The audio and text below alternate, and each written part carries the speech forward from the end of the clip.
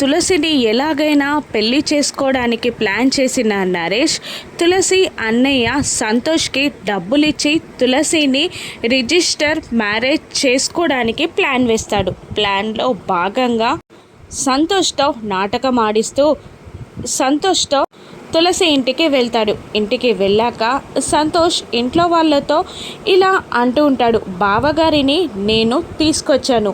ఇక నా ఐడియా ఏంటంటే బావగారికి తులసికి రిజిస్టర్ మ్యారేజ్ చేద్దాం. ఎలాగైనా తాళి దొరికే వరకు గుళ్ళో పెళ్లి చేయడం కుదరదు కదా అని సంతోష్ అంటూ ఉండగా ఇంట్లో వాళ్ళందరూ షాక్ అవుతారు. తులసి బాధపడుతూ ఉంటుంది.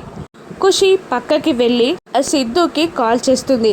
ఇక ఏడుస్తూనే ఖుషి తులసికి నరేష్కి రిజిస్టర్ ఆఫీస్లో మ్యారేజ్ చేస్తున్న విషయం చెప్పగానే ఫోన్లో విషయం విన్న సిద్ధు పరుగున వస్తూ ఉంటాడు. ఇక రిజిస్టర్ మ్యారేజ్ జరుగుతుందా?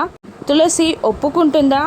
సిద్ధు తులసిలు ఎలా కలవనున్నారో రాను ఎపిసోడ్స్లో చూద్దాం. Thank you for watching.